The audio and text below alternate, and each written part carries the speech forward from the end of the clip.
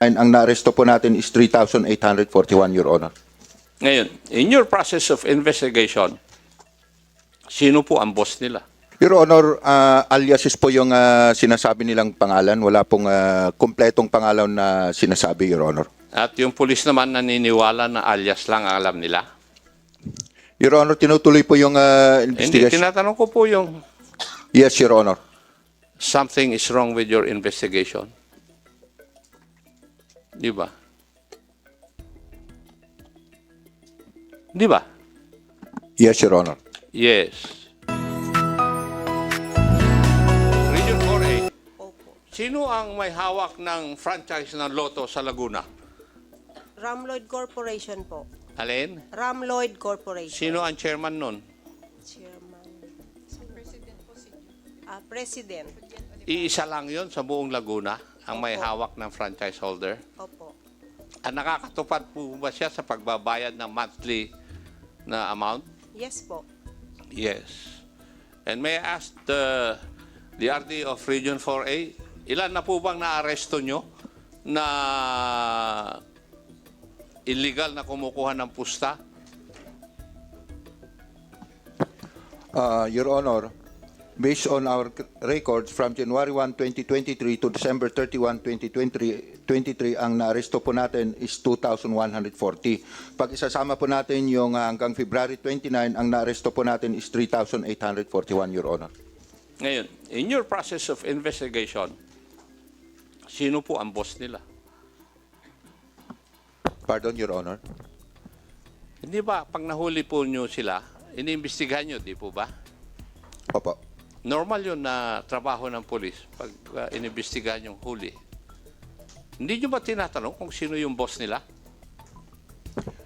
Your Honor, please allow me to... Tinatanong ko lang po yung kasagutan. Hindi nyo ba tinatanong?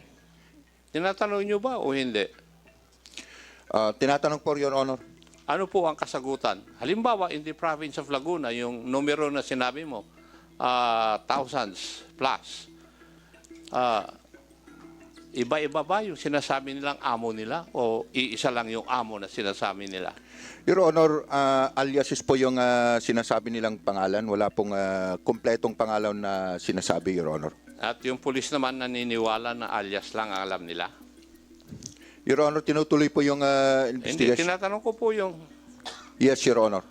naniniwala yung kapulisan na alias lang ang alam nila. Samantalang, boss nila yon. Yes, Your Honor. Yes. Ganon. Something is wrong with your investigation. Di ba?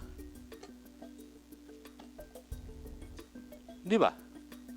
Yes, Your Honor. Yes. Kasi tinatanggap nyo lang basta alias yon. Pero deep inside, alam ng investigador kung sino ang mga boss nila. Doon sa lahat ng 2,000 plus ba? Yung sinabi mo na operations na nahuli? Yes, Your Honor. Yes. Iisa lang ba yung alias na sinabi? Hindi po, Your Honor. Iba-iba po. O, pwede bang malaman kung ano yung mga alias na sinasabi? For example, in the province of Laguna, Your Honor, pwede bang tawagin ko yung PD ng Laguna po, Your Honor? yung PD ng Laguna got only assigned January of 2024. I hope he would know how to answer that question. Kasi wala pa siyang 3 buwan na nandun. Magaling siya kung alam na niya kaagad kung sino yung mga operator doon. Sige, Mr. Chair, may I request that the Provincial Director of Laguna be recognized to answer Yes, the question? PD, I don't know yet the name of the PD.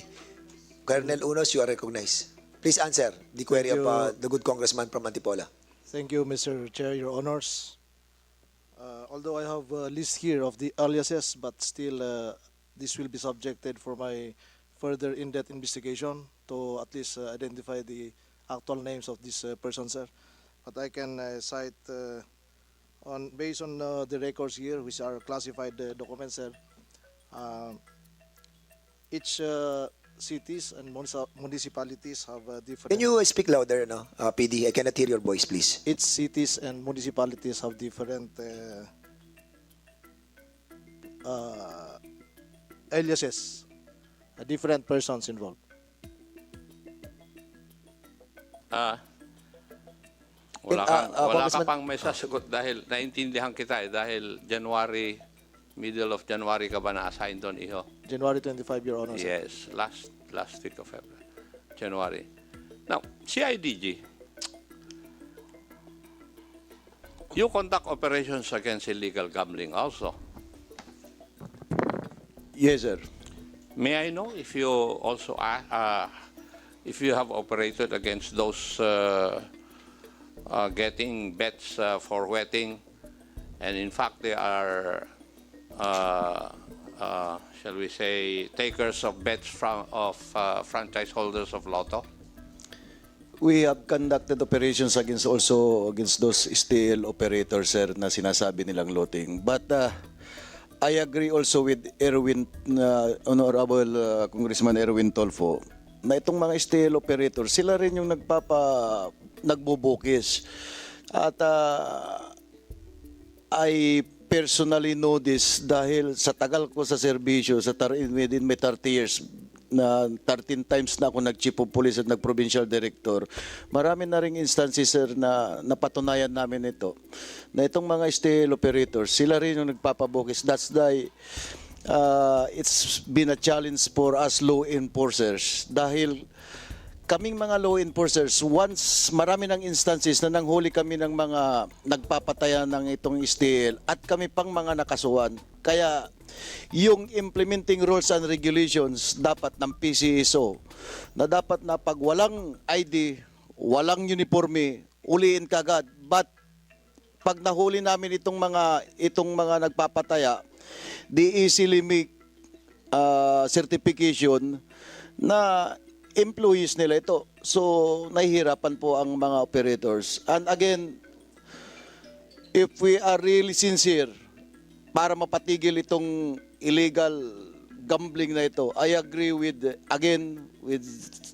Congressman Erwin Tolpo, Congressman Goma, and Congressman from Cagayan de Oro, na dapat holistic approach ang gawin natin dito dahil hindi magta-thrive ang isang illegal gambling sa isang lugar kung hindi papayag yung isang local chief executive. Pitpitin yung bayag ko, walang maglalakas na loob na provincial director, regional director o chief of police na magpapalaro ng witting without the approval o without the consent ng kanyang local chief executive. Pag sinabi ng local chief executive, ayaw ko yan, walang magagawang kapulisan. Again, sinabi ko, holistic approach. Dahil kailangan i-involve natin ang prosecution at saka sa court. Dahil kung minsan, kahit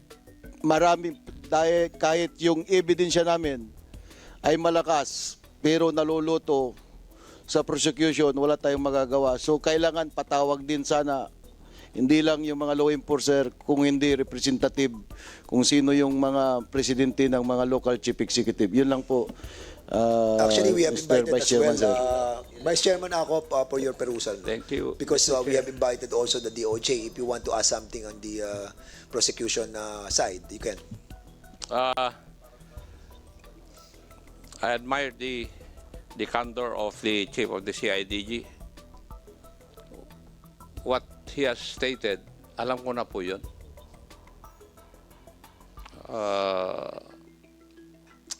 Ang nangyayari, yung mga pulis ayaw nang manghuli ng mga tauhan ng mga lotto operators na kumukuha ng pusta illegally. Kasi pagkuan, pinailan ng kaso, halimbawa nanghuli dun sa Cagayan at nanghuli ay tauhan ng CIDG na nandito sa Maynila, papailan ng kaso dun sa Cagayan. Mahirapan ngayon yung mga arresting officers na palaging pumupunta dun sa Cagayan. So, yung PCSO, narinig na mismo sa mga law enforcers na yung inyong mga lotto operators ay some of them are operators of illegal gambling ng wetting. Alam nyo naman yun eh. na doon kumakalat din yung information doon sa inyong mga opisina. Thank you, Mr. Chair. That is so